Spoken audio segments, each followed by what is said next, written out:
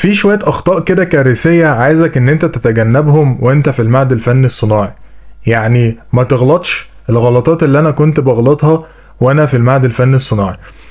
انا دخلت معهد فن صناعي يا جماعة في الزقازيق. انا اصلا من المنصورة الدقهلية، ولما كانت طلع لي بطاقة الترشيح الاول كانت طلعت لي في عندنا هنا معهد نظم ومعلومات في المنصورة.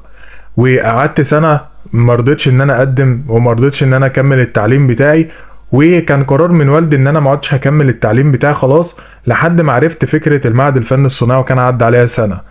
ولما رحت علشان اقدم في السنة التانية حاولت ان انا اقدم في معهد فن صناعي المحلة اللي هو بالنسبة لي اقرب معهد فن صناعي، ولكن ساعتها التقدير بتاعي كان واقف على حوالي 3-4 درجات، والمعهد الفن الصناعي بتاع المحلة مرضاش يقبلني. فبدأت اسرش وبدأت اسأل، عرفت ان معهد فن صناعي الزقازيق هو انسب معهد ممكن ادخله، وبالفعل دخلت معهد فن صناعي الزقازيق. طبعا فكرة ان انت تتغرب ديت بعيدا عن اهلك، لو انت متعود على عيشة معينة ومتعود على ستايل معين من الحياة، لما بتيجي تتغرب كده مع ناس غريبة أول مرة تعيش معاهم، الموضوع بالنسبة لك بيكون صعب في الأول، ولكن بعد كده بتبدأ ان انت تتعود عليه وبتبدأ ان انت تعتمد على نفسك. اذا بقى كان من ناحية ان انت تعمل اكل لنفسك، ان انت تشيل مسؤولية نفسك، ان انت تنظم سريرك، ان انت تعمل لنفسك اكل، وحاجات كتير قوي انت ما كنتش بتعملها وانت في البيت، كانت والدتك او اختك او اي حد في البيت كان بيعملها لك. لما بتروح تتغرب انت بتبقى معتمد كليا على نفسك. فكرة بقى ان انت تكون من بلد وتروح بلد تانية بعيدة اصلا عن بلدك وتعيش مع ناس غريبة، الفكرة ديت كانت صعبة جدا بالنسبة لي، وحصل معاه شوية اخطاء كده عايزك ان انت تتجنبهم علشان تحاول ان انت تستفاد اكبر استفادة ممكنة من المعهد الفني الصناعي وتعرف ان انت تكمل منه حاجة كويسة. بس ما دام وصلك الفيديو يا باشا انزل حالا اخبط اللايك الجميل بتاعك، ولو انت مش مشترك في القناة انزل حالا اشترك في القناة علشان يوصلك جديدنا اول باول. اول سنة بالنسبة لي في معهد فن صناعي ديت كانت سنة بالنسبة لي عشوائية جدا جدا جدا. انا رايح قدمت في المعهد، رحت قعدت لمدة على الأقل شهرين، بروح في القطر الصبح بروح وباجي، بطلع من البيت بعد الفجر وبرجع على المغرب أو العشاء. المشوار بعيد عليا، وكمان الموضوع بالنسبة لي صعب جدا ان انا كل يوم اروح المعهد بالشكل ده وبالاسلوب ده. ما كنتش بعرف اذاكر، ما كنتش بعرف انظم وقتي اصلا من الاساس. انا لما دخلت معهد فن صناعي ما كانش فيه قدامي هدف ان انا اكمل كلية هندسة، ما كنتش بالوعي الكافي ان انا فعلا عايز ادخل كلية هندسة من المكان ده. واللي خلاني ادخل هندسة بعد كده هو سبب او موقف حصل معايا ضايقني قوي وانا في سنة تانية، وطلع الشعلة اللي جوايا، هي دي اللي خلتني ان انا اموت نفسي علشان ادخل كلية هندسة. هبقى اتكلم عن الموضوع ده كلها بالتفصيل في فيديوهات تانية زي ما قلت قبل كده. بس فكرة ان انت تروح وتيجي كل يوم على الطريق، تصحى من بعد الفجر، ترجع العشاء، تروح مقتول، تنام علشان تصحى تاني يوم تروح تاني، وتبقى عايش في نفس السايكل ديت، الموضوع وصلني لمرحلة ان انا تعبت جدا وما عدتش قادر ان انا اعمل نفس اللي انا بعمله كل يوم. فقررت ان انا اخد سكن في الزقازيق بالفعل. ولما رحت المعهد وبدات اتعرف على شويه ناس كده، بدات ان انا اسال على سكن، وبالفعل عرفت ان انا اوصل لسكن هناك. لو الناس بتتابعني هنا من الزقازيق، انا كنت ساكن في شارع فاروق، اشهر شوارع الزقازيق عامه. فلما رحت سكنت، عايش مع ناس جديده، عايش مع ناس غريبه، اول مره اتعامل معاهم. الناس كلها عامة من الزقازيق ومن الشرقية ومن حوالين الشرقية، من الحسنية ومن فقوس واللي من كفر صقر، من نواحي اللي هي حوالين الزقازيق عامة. وانا الوحيد اللي جاي من المنصورة، انا الوحيد اللي رايح بطبع مختلف جدا عن طبعهم. الغلط الكارثي اللي حصل معايا فكرة ان انت ما حطتش لنفسك وانت داخل المعهد هدف من اول يوم وانت داخل المعهد انت عايز تطلع ايه من المعهد ده. فكرة ان انت تحط لنفسك هدف من اول يوم في المعهد ده هيخليك ان انت يبقى عندك حافز ان انت تشتغل عليه. انا لما دخلت مع الناس ديت كان معظمهم موجود معايا فعلا في المعهد، حوالي 3-4 منهم، احنا كنا حوالي 5 أو 6 موجودين في السكن، كان منهم على الأقل نصهم كانوا موجودين معايا في المعهد، ولكن هم كانوا داخلين ما كانش عندهم أي طموح خالص إن هم يكملوا حاجة. كان عندهم بس فكرة إن احنا هناخد معهد سنتين وهنقضيها رفاهية ولعب وهزار وضحك وتهريج، وهنتخرج من المعهد يبقى معانا شهادة. هو ده كان هدفهم، إن احنا على الأقل يوفر لنا سنة أو نص سنة من الجيش. لما انا عشت معاهم السنه الاولانيه ديت اتطبعت بطبعهم، خدت طبعهم، وده طبيعي جدا ان انت لما بتقعد مع حد كتير بتطبع بطبعه. وكمان هم الاغلبيه الكتره او الاغلبيه الاكتريه يعني عليا. انا وحيد جاي من بلد تانية خالص بتصرفات وافعال ونظام تفكير مختلف، فجيت عليكم انتوا كلكم على بعضكم اصلا من نفس المحافظه او من نفس البلد، فانا اللي هتطبع بطبعكم. فانا عشت سنه اولى معهد ديت، يعني ما كانش في حد معايا في السكن كان يحفزني ان احنا يلا ننزل نحضر محاضرات النهارده، يلا نقعد نذاكر مع بعض النهارده، يلا لو في تسليم شتات تعالى نقعد نعمل الشتات ونسلمها. كان كل هدفنا ان احنا ننام، نقوم نطبخ، نشوف لو لينا هدوم نغسلها. كان كل هدفنا حرفيا ان احنا في نهايه اليوم لو هنحجز ماتش كوره نروح نلعب. كان جنبنا بلاي ستيشن، كنا كل يوم نايمين في قلب البلاي ستيشن لحد الفجر. كان الواحد مؤثر جدا جدا جدا في علاقته مع ربنا، وده سبب كبير قوي من خسارتك في اي حاجه في الحياه، ان انت اصلا علاقتك بربنا ما تكونش منتظمه وما تكونش كويسه. على الاقل ان انت تكون بتعمل الواجبات اللي عليك زي الصلاه اللي هي اهم حاجه وبر الوالدين. فانا يعني زي ما تقول كده انا كنت رايح بفكر وبعقليه، العقليه ديت اتغيرت مع الوقت للأسوأ جدا جدا، وبدأ الكيرف بتاعي ينحدر للأسفل. علشان كده في سنه اولى معهد انا نجحت في سنه اولى، وانا بحب دايما ان انا اكون صريح، نجحت في سنه اولى بالغش. زي ما انت سامع كده، نجحت في سنه اولى بالغش، لان المعهد زي اي منظومه تعليميه اكيد بيحصل فيها غش. وانا واحد ما كنتش بحضر خالص نهائي حرفيا، غير بس العملي لان كنت اسمع ان هو عليه درجات كتير، وكنت بروح بس على الامتحانات، ولو كان في امتحانات شهور كنت بنزل احضرها. انما فكرة اعمال السنة بتاعتي كانت بالماينس، ما كانتش حتى صفر. ما كانش في اي حد اطلاقا من الدكاترة يعرفني، ولا كان ليا صحاب فعلا حقيقيين من الناس المتفوقة اللي بتحاول انها تدخل كلية هندسة. ما كنتش عارف اتعرف عليهم لان اصلا ما كنتش بنزل احضر اي محاضرات تماما، ولا كنت بنزل اخد كورسات. فلو تعرف تستنتج من الكلمتين اللي انا قلتهم دول ان انت اهم عنصر اساسي مهم جدا علشان ان انت تعرف تكمل كلية هندسة او تطلع من المكان ده باقصى استفادة، هي الصحبة اللي حواليك، 3-4-5 اللي حواليك. لو انت رحت سكنت وانت مثلا متغرب ورايح تسكن، حاول ان انت تشوف الناس اللي بنفس تفكيرك والناس اللي عندهم نفس الهدف بتاعك. ده هيخلي عندك حافز جامد جدا ان انت تكمل حاجة كويسة. لما دخلت سنة تانية معهد وغيرت السكن بتاعي وقعدت مع ناس فكرهم ومذاكرتهم ومتفوقين جدا جدا عني، انا لما كنت بشوف واحد قاعد بيذاكر وانا قاعد مثلا ماسك الموبايل وبلعب، انا من جوايا متضايق ومحروق جدا ومتغاظ جدا. هو ده احسن مني في ايه؟ فلما بشوفه قاعد على الكتاب انا اوتوماتيك بقوم اجيب الكتاب بتاعي وبقعد جنبه وبقعد اذاكر، واخلي الموضوع يبقى فيه تحدي ما بينه وما بينه. فهي الفكرة في كده، فكرة في 5 اللي هيبقوا حواليك. صاحبك هو اللي هيشدك ان انتوا تقعدوا تذاكروا او ان انتوا هتفشلوا. هتقول لي ده هيأثر عليك في ايه؟ من الناحية التانية انت ممكن دلوقتي تقول لي طب احنا لسه دلوقتي داخلين جديد ومش هنعرف، مش عارفين اصحاب ولا عارفين اي حاجة.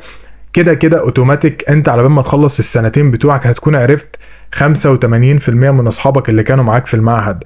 ولما انت هتروح سكن هتتعرف على الناس اللي هناك، طبيعي جدا مفيش اي مشكلة.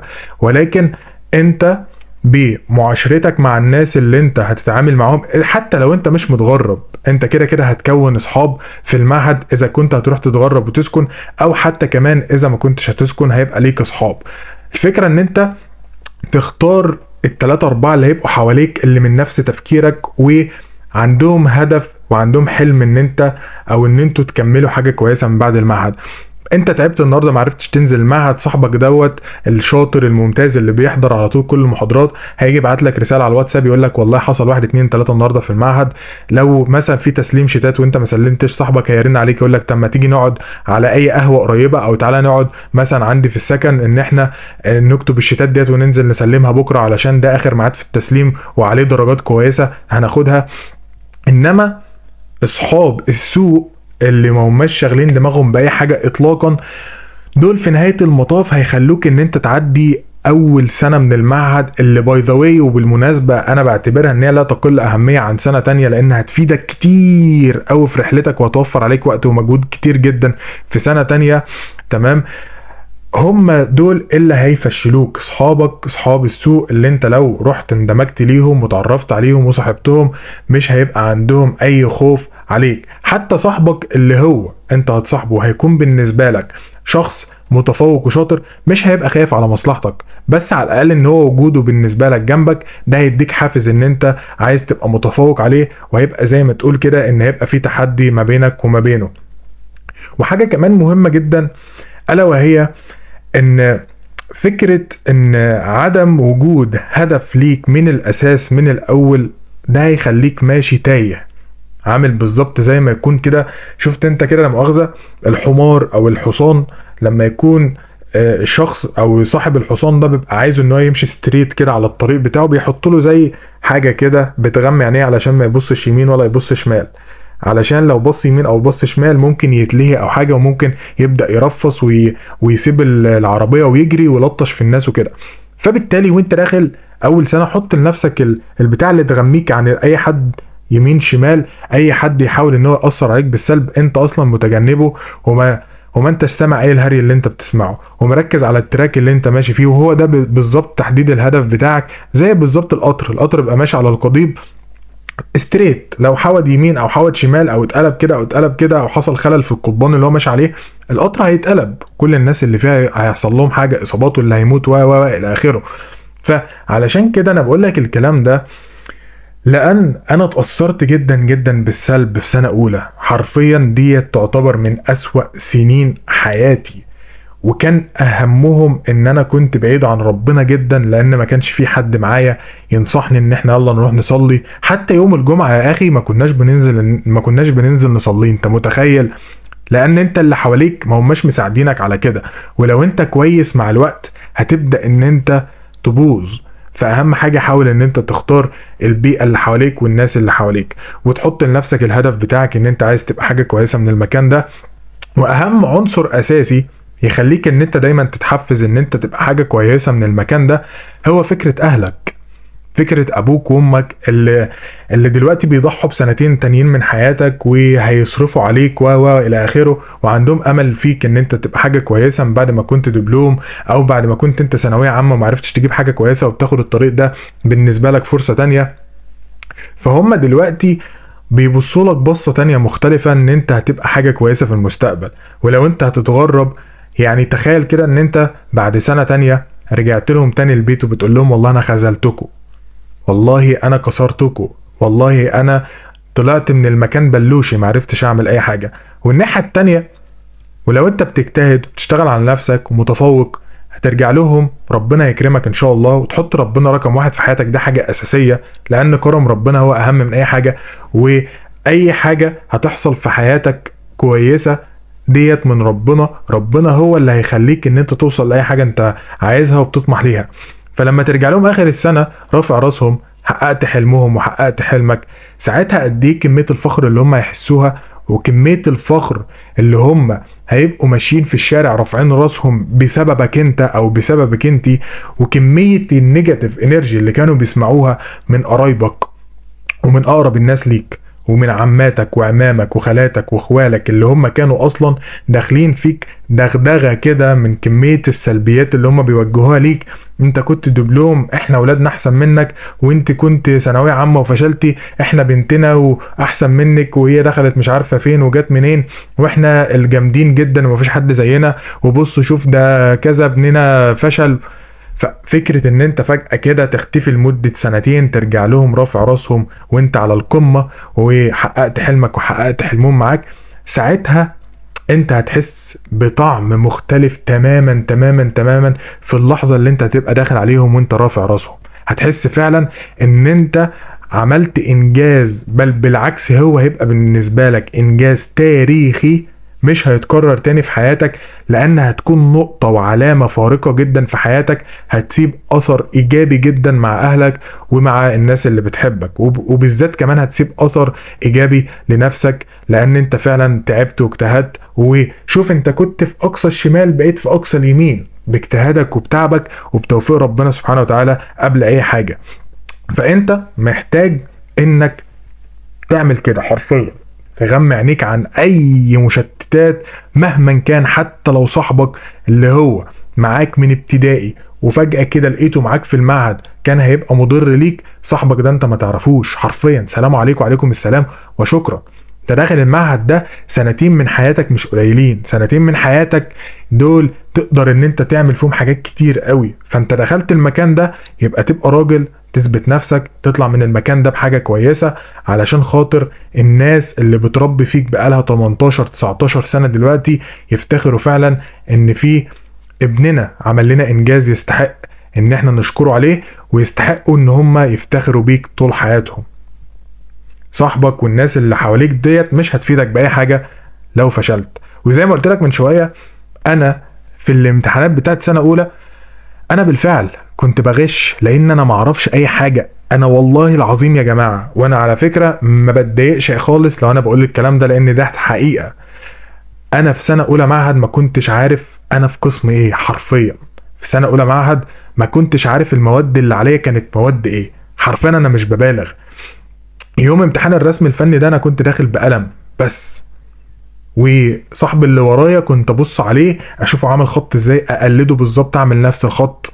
يعني ما كانش معايا الادوات اصلا اللي تساعدني، لان انا ما كنتش عارف اي حاجه في اي حاجه. وبقيت الامتحانات كنت بقضيها بالحب، اجيب كلمه من هنا على كلمه من هنا، وفي الاخر لقيت نفسي جايب مقبول. طيب لو انت اعتمدت على النظام ده، ولو انت اعتمدت على الغش، ولو انت اعتمدت على فكره ان انت هتنجح بالغش، انا مش بقولك ان انت مش هتنجح، انت هتنجح والدنيا هتبقى تمام جدا، بس هتجيب مقبول. مقبول ده مش هيدخلك كليه هندسه. كليه هندسه او اي حاجه كويسه محتاجه ان انت تكون في التوب، على الاقل تبقى من 10 او من 5 الاوائل، يعني محتاج 98%، 97.5%. فلو اعتمدت على فكره ان انت بتغش والكلام ده، الموضوع مش هيفيدك باي حاجه. في سنه اولى كده كده اصلا عامه انت اول ترم بالنسبه لك هيبقى عشوائي، مفيش اي مشكله.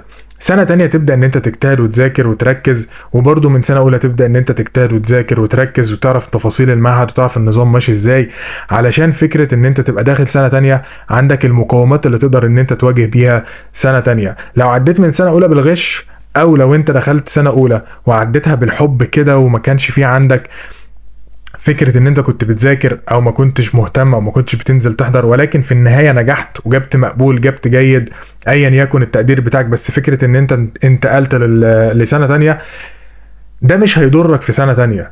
لان انا زي ما بقولك سنة تانية ديت منفصلة تماما عن سنة اولى، يعني انت لما تخلص سنة اولى هتمحيها كده من الذاكرة بتاعتك، علشان سنة تانية ديت هتبقى سنة مختصة بذاتها كده ومختصة بنفسها، ملهاش علاقة خالص بسنة اولى. ولكن انا بقول لك لما هتذاكر وتجتهد في سنه اولى وتجيب تقدير كويس في سنه اولى، هتدخل سنه تانية يبقى انت عندك زي ما تقول كده ان انت خلاص اتنفست كده وبقيت عارف التفاصيل والنظام، وهتتأقلم بسرعه مع السنه الجديده، عكس ما انت تبقى داخل مثلا سنه تانية وانت كنت داخل مثلا بالغش او نجحت في سنه اولى بالغش وعديت السنه اولى كده بالكوسه بمعنى اصح.